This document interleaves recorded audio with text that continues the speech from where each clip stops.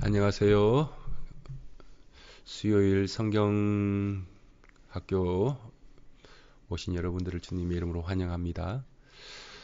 의인은 믿음으로 말미암아 살리라 라는 주제인데 이걸 조금 어렵게 이야기하면 이신칭의라고 불러요.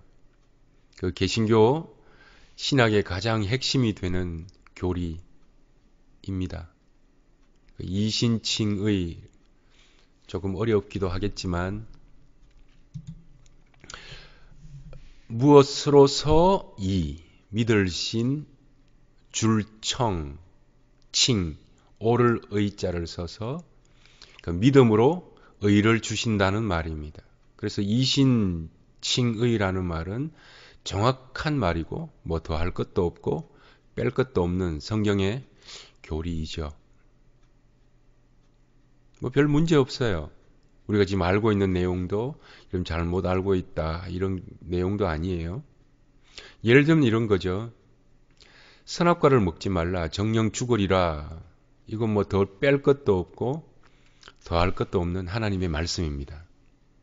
그런데 정령 죽을까 하노라 하고는 살짝 바꿔놓으면 정확한 오답이 돼버려요.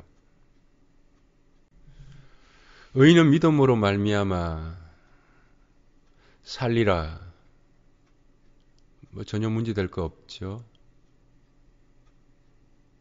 그런데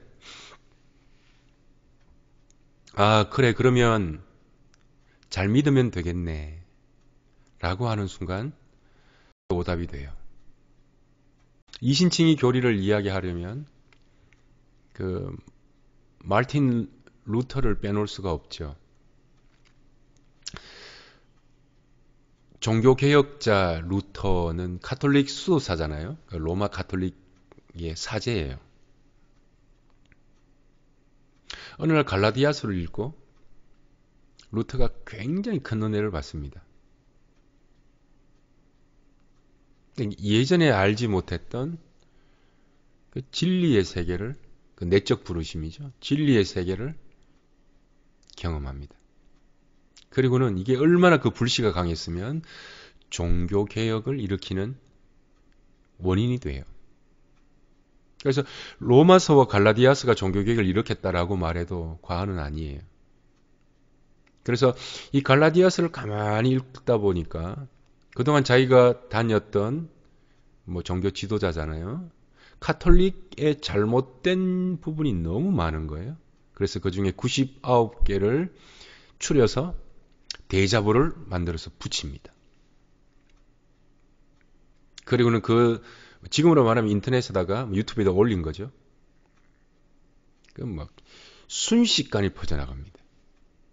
그 불씨가 된 거죠.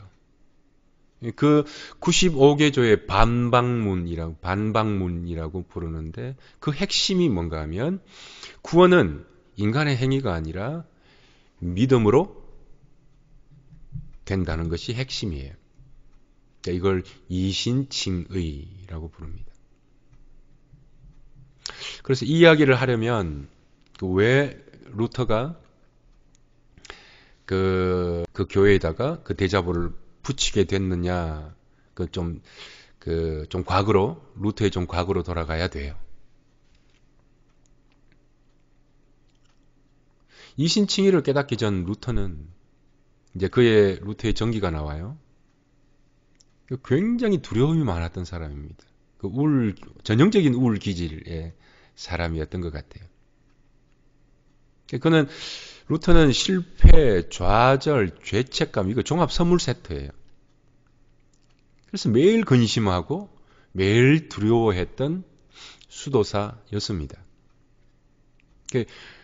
그의 전기에 나오는데 얼마나 겁이 많았는가 하면 우리가 보통 신학교에 신학생이 왜 신학교에 왔냐고 하면 뭐 하나님의 부르심을 받았다, 하나님의 사명을 받았다 뭐 이러잖아요. 근데 루터가 왜 수도사에 들어가게 됐는지 일화가 아주 재미있어요.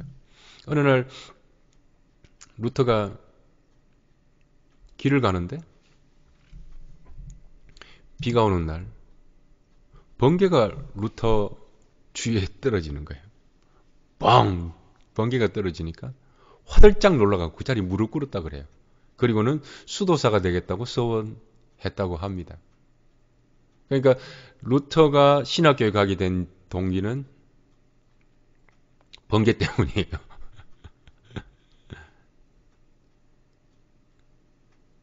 그 평상시에도 두려움이 많았고 수도원에 들어가 보니 그 로마 가톨릭에서 말하는 구원을 얻기가 하늘의 별 따기인 거예요. 구원받기가 너무 어려우니까 수도사들도 야 이래갖고는 아무도 구원 못 받겠다 싶으니까 그 중간 천국을 가기 전 단계 하나를 만들어요. 그 연옥이라는 개념인데 이제 그 교리에 나와요. 천국 가기에는 아직 악하고 지옥 가기에는 너무 선한 사람이 가는 곳이 연옥입니다. 그러니까 루터가 이제 구원을 얻기 위해서 별짓을 다 하는 거죠. 그들에게 그 로마 가톨릭에서 말하는 그 구원의 자격 요건이 있거든요. 그 구원의 자격 요건에 도달하기 위해서 루터는 기상천외한 규율을 자기에게 입힙니다. 뭐 가장 대표적인 예로 이제 극도의 소식을 하면 구원받을 자격이 있다 이렇게 조항이 나오거든요. 그러니까 죽기 그 아사 상태 죽기 일보 직전까지 굶어요.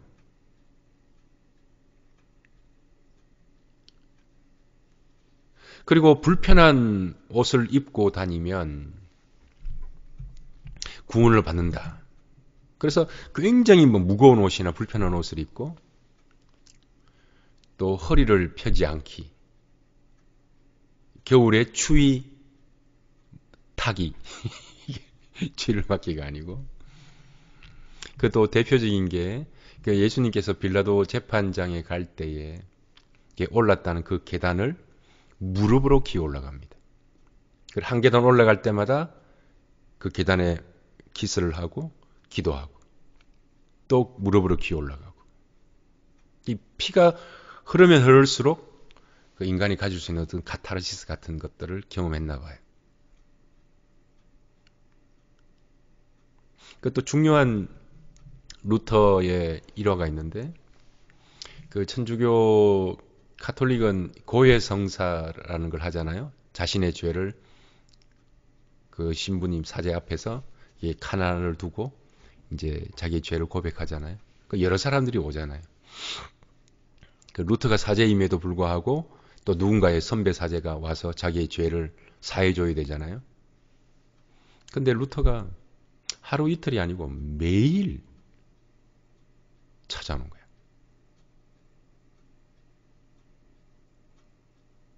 그러니까 이제 루터가 들어온다 그러면 그 누군가 이제 그 고해성사실로 들어가야 되는데 서로 미뤘다 그래요. 네가 들어가라, 네가 들어가라 미뤘다 그래요. 그도 그럴 것이 뭔가 하면 루터가 한번 들어와서 죄를 고백하면 매일 6시간씩 고백한대요. 그러니까 사제들이 기겁을 하는 거예요.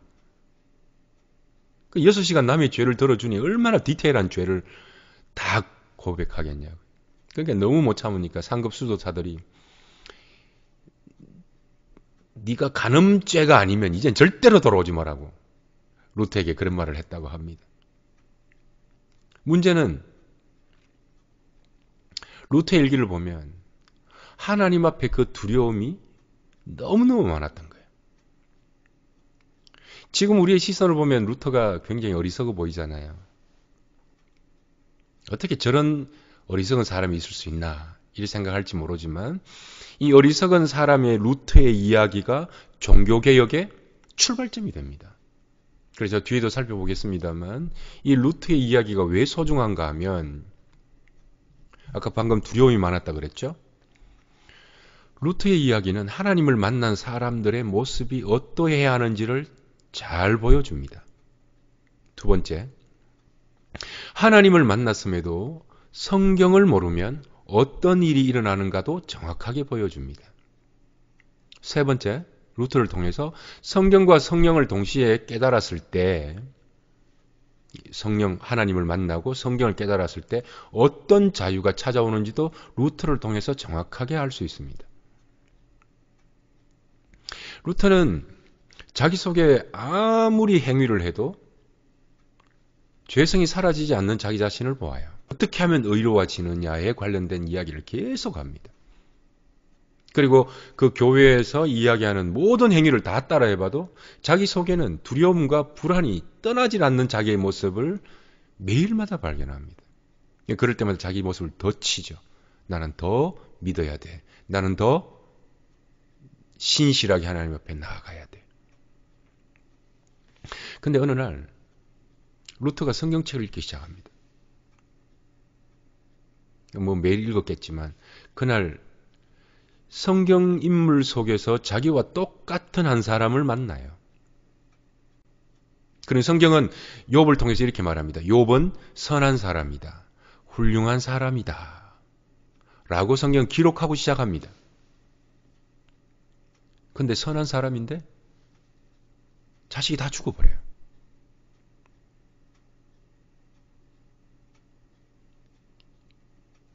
여러분 부모가 아픈 것보다 자녀가 아프면 제일 힘들잖아요.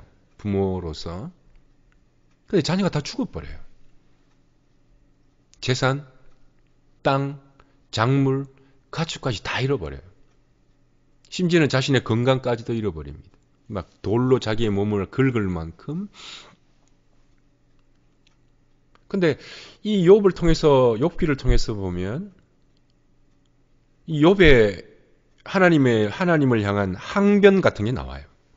하나님 최선을 다해서 나는 살았는데 이게 무슨 일이에요? 그러니까 지금 루터가 자기와 똑같은 처지의 인물을 성경 속에 발견한 거거든요. 루터는 선해지기 위해서, 의로워지기 위해서 그 교리에서, 규율에서 해야 될 모든 것들을 다 합니다. 이것도 금하고 저것도 금하고 심지어는 음식도 금하고. 음식도 많이 먹으면 탐욕이 되는 겁니다. 그러니까 그 자기가 할 수 있는 모든 것들을 다 해서 금욕하기 시작하고 자기의 모습을 치기 시작합니다. 그런데 자기 속에 찾아오는 죽을 것만 같은 그 두려움, 불안, 해결되질 않는 거예요. 하나님 나는 어떻게 해야 의로워질 수 있습니까? 라는 질문이 욥기에도 욥에도 똑같이 나오는 거예요. 하나님 나는 최선을 다해 살았는데 이게 무슨 일이에요? 여러분 혹시 성경책이 옆에 있으면 제가 욥기를 한 번씩 조금씩 읽어볼게요. 욥기 7장 6절.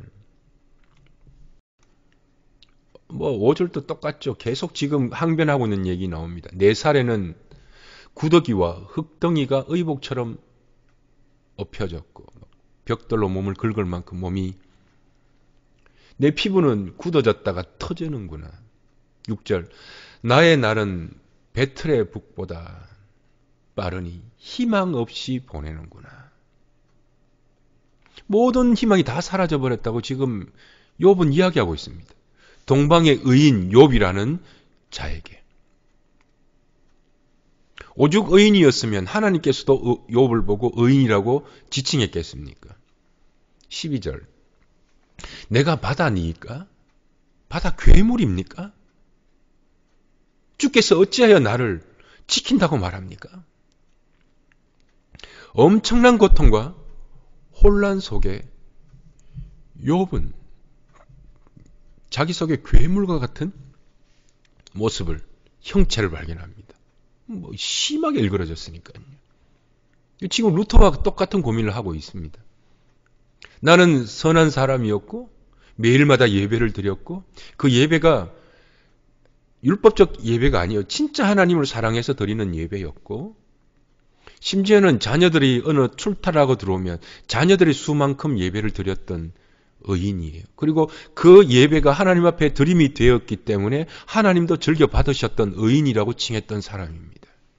그런데 지금 자기 속에 나는 이렇게 선하게 의롭게 살았건만 무엇을 해야 더 의로워질 수 있습니까?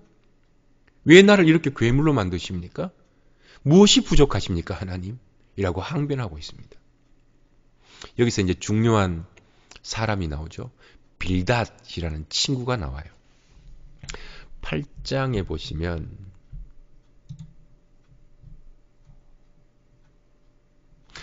8장 5절에 보면 이게 욥이 나타나지 말아야 될 세상 친구들이죠. 그러니까 친구라고 있는 게 와갖고는 속을 완전히 그냥 불난 집에 부채질하고 불난 집에 기름 붓는 격이죠. 빌닷이 와서 하는 말이 5절 네가 만일 하나님을 찾으며 전능하신 이에게 간구하고 간구 안에 따른 말이에요. 네가 우리 그런 얘기 많이 하잖아요. 어려움이 있으면 더 기도하세요라고 하잖아요. 기도해보세요 이렇게 하잖아요. 6절 또 청결하고 정직하면 반드시 돌보시고 네 의로운 처소를 평안하게 하실 것이다. 이렇게 많이 위로하잖아요. 좀 더 거룩해져라. 좀 더 정직해라. 좀 더 하나님을 찾아라. 여러분 여기서 나오는 빌닷의 이야기가 정확하게 종교의 대답입니다. 이렇게 얘기하는 거죠. 구원을 얻을 자격을 얻을 만큼 정결해라. 너의 행위를 바르게 해라. 선하게 살아라. 이건 정확하게 종교에서 말하는 대답입니다. 성경에도 나옵니다만 욥의 세상의 친구들은 욥보다 선하지 않아요. 그럼에도 왜 선하게 살라고 하죠? 여러분 이 루터와 욥을 보면 루터가 어리석은 사람이 아니에요. 선해지기 위해서 하나님 앞에 의롭게 서기 위해서 최선을 다하며 살았던 사람입니다. 근데 루터가 하나님을 만났죠. 갈라디아서 읽고 은혜 받기 전에도 하나님을 만났었고 욥을 읽기 전에도 하나님을 만났던 사람이에요. 근데 제가 오늘날 가장 교회가 잃어버린 하나를 찾으라고 한다면 이 루터와 욥의 두려움이다 라고 말씀을 드리고 싶습니다. 예배를 뭐라 그럽니까? 월십을 뭐라 그래요? Fear God이라 그래요. 하나님을 두려워한다는. 이걸 반대로 해석해 보면 하나님 없는 사람은 하나님을 두려워하지 않습니다. 오늘날 교회가 말하지 않는 것 하나 얘기하라고 한다면 이런 두려움이에요. 목사님 평상시 메시지하고 다른데요? 삶의 모든 순간 두려워하고 불안하게 사는 것이 믿음 좋은 것처럼 들립니다. 라고 질문하겠지만 정확하게 오해하시는 겁니다. 이 두려움은 Fear God, 하나님을 향한 두려움이에요. 이렇게 말해 볼게요. 하나님을 두려워하지 아니하면 다른 모든 존재를 두려워합니다. 하나님을 두려워하지 않으면 다른 모든 것을 두려워합니다. 반대로 하나님을 두려워하잖아요. 우리의 두려움의 대상이 하나님이잖아요. 세상을 두려워하지 않게 됩니다. 모든 율법과 종교에 던지는 질문이 이겁니다. 어떻게 하면 하나님 앞에서 의로워질 수 있는가?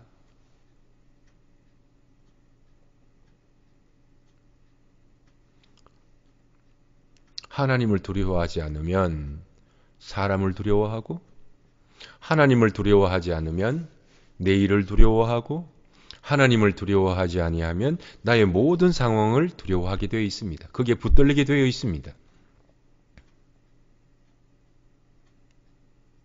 두 번째, 하나님을 만난 사람이 성경을 모르면 어떤 일이 발생하는가? 루터죠. 성경을 정확하게 모르기 때문에 루터는 오랜 시간 동안 무엇을 해야 의로워질 수 있는가에 붙들려 있습니다.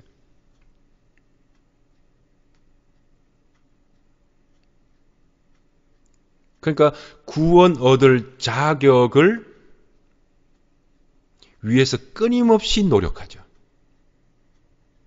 예를 들면 이런 겁니다. 기도 응답 받을 자격을 위해서 끊임없이 자기를 탓하죠.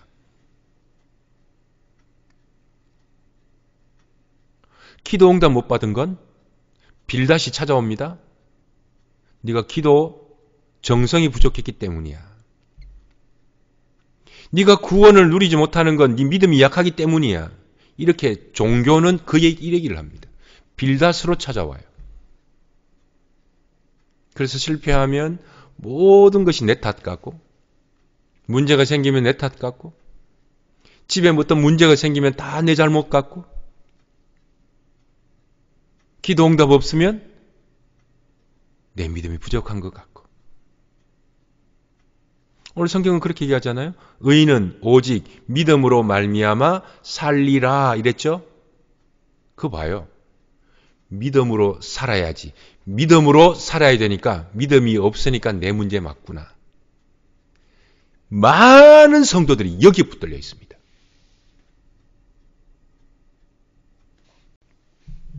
그 얘기를 오늘 하려고 하는 겁니다.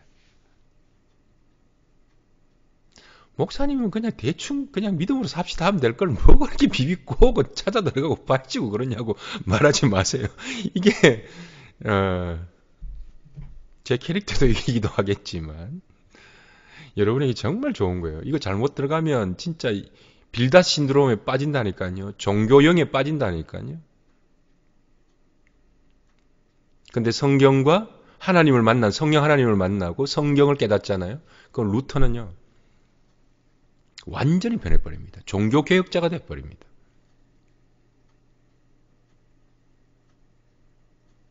여기서 루터가 완전히 갈라디아서를 깨달아 버립니다.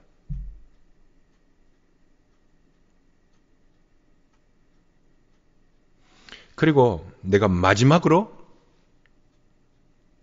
저 계단을 오르고 여기서도 하나님을 발견하지 못한다면, 해결하지 못한다면 이건 정확하게 거짓말이야. 갈라디아서 복음 들고 마지막 자기 테스트의 그 언덕을 오릅니다. 계단을 오릅니다. 그 유명한 무릎으로 피가 철철 나면서도 한 계단 한 계단 규율에 정확하게 그 계단을 올라가다가 중간에서 자리를 벌떡 일어나서 사제옷을 벗어 던지고 의인은 오직 믿음으로 사는 거야 하고는 뛰쳐내려와 버립니다. 그리고는 95개의 반박문을 적고 가톨릭은 이렇게 믿으면 안 돼! 라는 이야기를 대자보를 붙입니다. 이게 종교개혁의 배경입니다. 그래서 이 의인은 오직 믿음으로 말미암아 살리라 이신칭의의 정확한 배경이 뭔가 하면, 잘 들으셔야 합니다. 배경이 뭔가 하면 믿음을 설명하려고 하는 말이 아니고 어떤 주제를 반박하고 변정하기 위해서 나온 말이에요. 오늘 갈라디아서 3장 1절 읽었죠. 제 말이 거짓말이 아닌 게, 틀린 게 아닌 게, 어리석도다 갈라디아 사람들아, 예수 그리스도께서 십자가에 못 박히신 것이 너희 눈앞에서 밝히 보이거늘 누가 너희를 꾀더냐? 이제 행위주의자가 찾아오는 겁니다.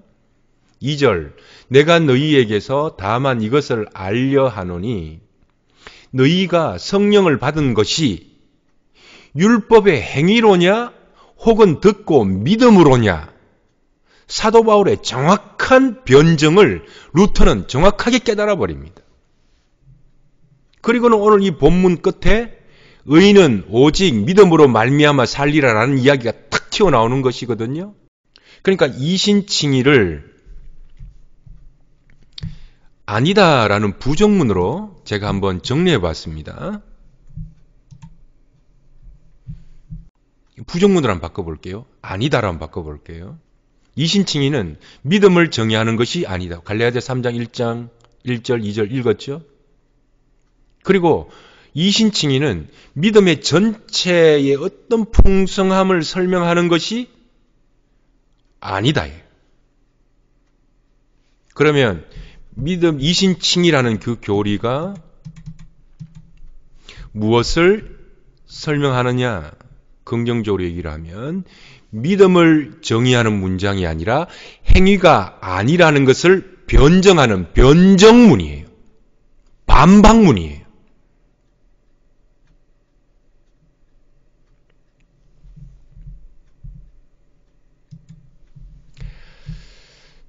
그럼 왜 믿음을 얘기하지 않습니까?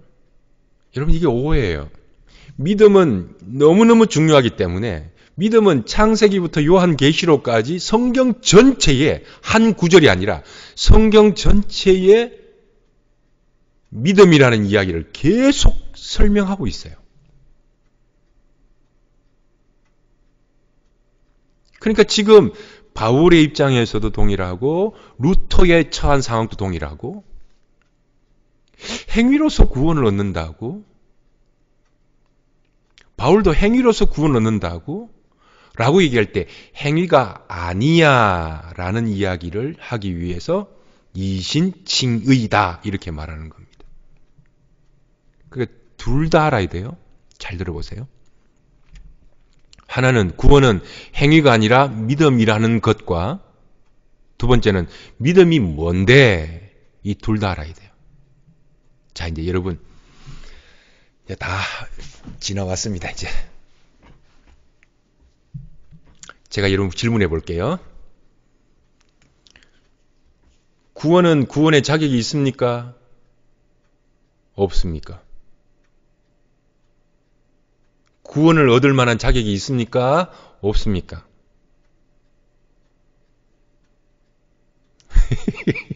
전부 다시 얘기해야 돼요. 우리 인간의 행위 속에 구원을 얻을 만한 자격이 있나요? 두 번째, 없습니다. 어렵게 질문할 거예요. 믿음을 질문할 거예요. 믿음이 구원의 조건입니까? 믿음은 구원의 열매입니까?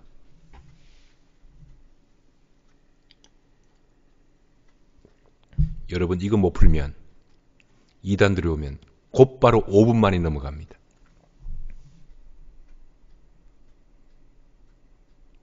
믿음은 구원의 조건인가요? 믿음은 구원의 열매인가요? 내가 믿음을 가지고 주를 찾고 불러서 구원을 받았습니까? 주가 나를 찾고 불러 구원을 주니 믿음이 생긴 겁니까? 1번입니까? 2번입니까? 손가락으로 다 얘기하세요.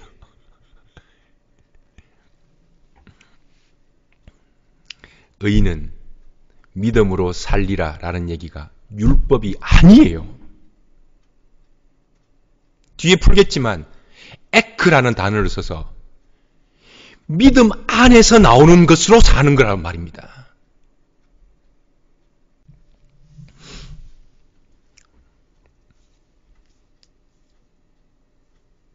믿음을 조건으로 구원의 조건, 믿어서 구원 얻는다고 말하는 게 알미니안주의라 그래요. 이단이라 그래요.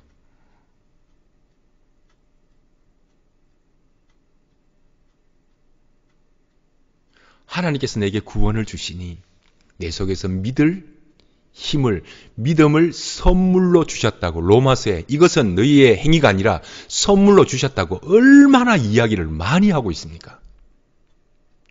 다 찾아볼까요? 로마서 갈라디아를 다 찾아볼까요? 믿음이 내 것이고 믿음이 너에게서 나왔다고 말하는지. 믿음은 전부 선물이라고 기록합니다.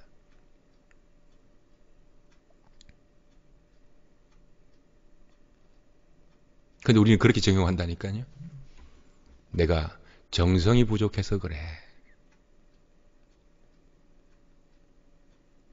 내가 뭐가 부족해서 그래. 전부 다 이쪽으로 빠진다니까요. 자, 여러분에게 한번 물어봅시다. 오늘 지금 제 얘기가 여러분에게 자유를 주려고 하는 말입니까? 그렇지 않으면 무슨 율법의 짐을 주려고 하는 메시지 같아요. 제 말이. 표정은 짜부라들지도 모르고 말은 그냥 좀 투박할지 모르지만 이 메시지의 내용과 저의 의도가 여러분에게 진짜 자유를 누려야 합니다라는 것을 말하고 싶은 걸까요? 이 종교의 영에, 빌닷의 영에 붙들려서 종교의 영으로 살아가라고 말하고 싶은 걸까요? 자유를 주는 말인데, 정말 복잡해. 생각하기도 싫어.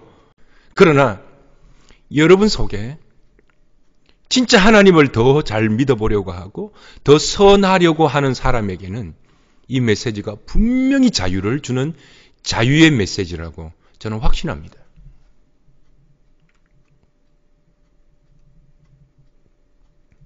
행위가 아니라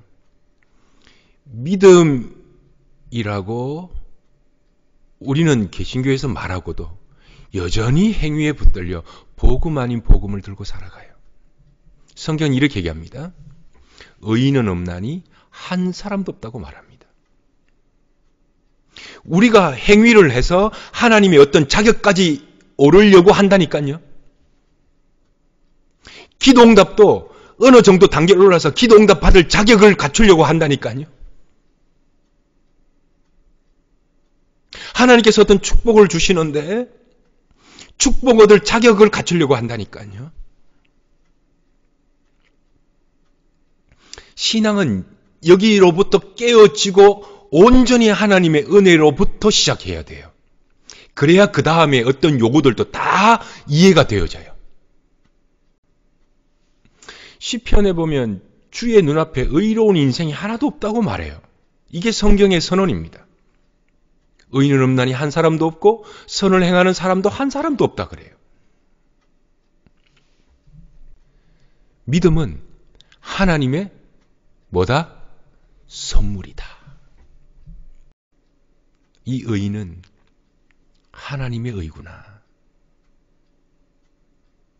그가 부르실 때에 그분의 의가 우리 속에 전가되는구나. 내 속에서 나올 수 있는 의가 아니구나. 좀 그럴싸하고 좀 멋있어 보이고 좀 선해 보이는 이게 우리의 의가 아니었구나. 갈라디아서 2장 20절. 내가 그리스도와 함께 십자가에 못 박혔나니. 그런 적 이제는 내가 사는 것이 아니, 못 박혀 죽었는데 내가 사는 것이 아니래요. 죽은 사람이 무슨 행위예요? 오직 내 안에 그리스도께서 사시는 것이라. 이제 내가 육체 가운데 사는 것은 나를 사랑하사 나를 위하여 자기 자신을 버리신 하나님의 아들을 믿는 믿음 안에서 사는 것이라. 할렐루야! 멋진 말입니다. 죽은 자에게 찾아오신 그분의 사랑 안에 바로 믿음을 주신 겁니다. 하나님을 믿을 수 있는 힘을 주신 거예요. 죽은 사람이 믿을 수 있는 힘이 어디 있어요? 죽은 사람이 행위를 할 수 있는 게 뭐가 있어요?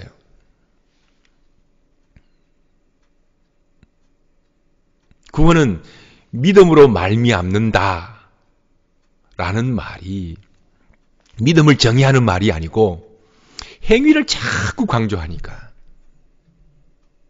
행위가 아니라 믿음인가 아니면 모르냐. 자세한 설명을 안 하는 거예요. 그 변정하기 위해서 반박하기 위해서 이 말을 하는 거예요. 나머지 믿음 어디 있는데 성경 곳곳에서 흘러나오는 겁니다. 그래서 오늘 의인은 믿음으로 살리라 이랬잖아요. 의인이 디카오오스거든요. 주격입니다. 내 속에 들어온 의인이에요. 나의 의가 아니고. 그 믿음으로잖아요. 여러분 배웠죠? 에크, 원인, 안에서 밖으로 나가는 거. 의인은 자기 의가 아니고요. 주격. 내 속에 들어온 의에서 사는, 나의 의로 사는 것이 아니라 내 속에 들어온 원인, 근원, 믿음에서 나오는 것이다. 살리라예요.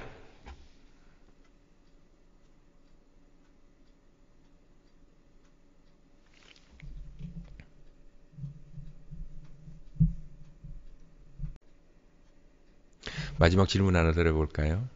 어떻게 하면 하나님 앞에서 의롭게 될 수 있겠습니까? 뭐라고 대답하실래요? 이제 굳이 묻는다면 인간에게는 답이 없고 그분이 나를 불러서 영을 살게 하시고 그 열매로 믿음이 나면 그리스도를 믿어지고 하나님의 의가 내 속에 들어와서 그 의로 사는 거예요. 이게 유일한 길이라면, 방법이라면 방법입니다. 이것을 한마디로 하면 예수 그리스도의 피로 우리를 사셨기 때문에 의로워진 거예요. 우리는 오직 예수로 사는 겁니다. 여러분, 행위복음, 가짜복음에 속지 마세요. 은혜로 시작했다가 또 율법으로 마치려고 하는 이 갈라디아 사람들에게 어리석도다.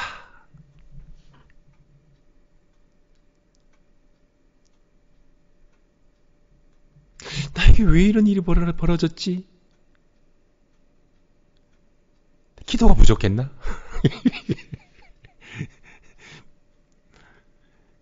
이쪽으로 들어가면 영원 죽어요. 하나님은 그런 분이 아니시다.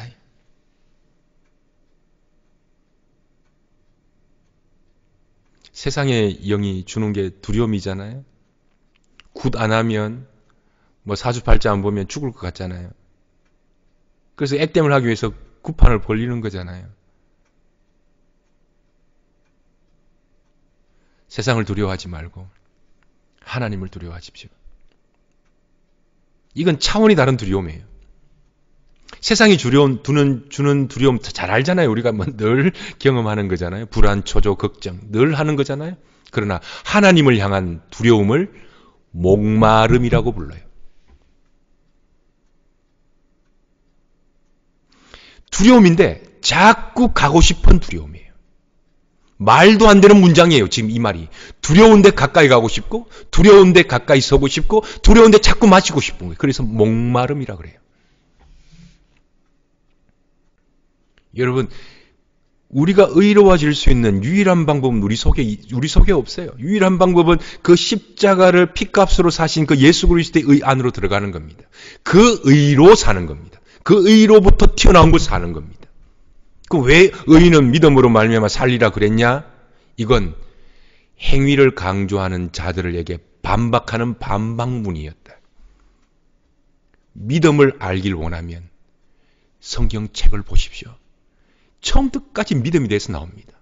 믿음은 구원의 조건이 아니라 구원의 열매입니다. 믿게 되어진 것. 그러면 은혜로 시작하였다면 끝까지 우리는 은혜로 가야 돼요. 일이 안 됐을 때 자기를 탓하지 말고 하나님의 때가 아닌가를 한번 생각해 보세요. 오히려 먼저는 이걸 여러분들 우리 속에 뼛속 깊이 베이스로 깔아야 됩니다. 죽었던 죄인이었던 나를 구원하셨다. 여기 베이스로 깔고 가지 않으면 여기서 쌓아가야 되거든요. 전부 다 행위 얘기하고 여러분 진짜 복음으로 들어가셔야 합니다. 설령 이 교리로 악이용하는 사람이 생긴다 해도 베이스는 이걸로 깔아야 됩니다. 두려움으로 깔지 말고 세상이 주는 두려움을 깔지 말고 이것으로 깔아야 됩니다. 그리고 난 다음에 내가 피하려고 하고 변명하려고 하는 것 복음학교에서 나오는 전부 다 내 마음 찾아보기로 하나 둘씩 이게 아니었구나 찾아가는 거거든요. 가장 바닥이 예수 그리스도의 복음. 하나님께서 나의 은혜로 나에게 주셨다. 선물로 믿음 주셨다. 내 행위에서 난 것이 아니다. 여기로부터 깔고 들어가야 됩니다. 이 시간 나사렛 예수 그리스도의 이름으로 명할 때에 모든 죄책감으로부터 우리 성도들 해방될지어다.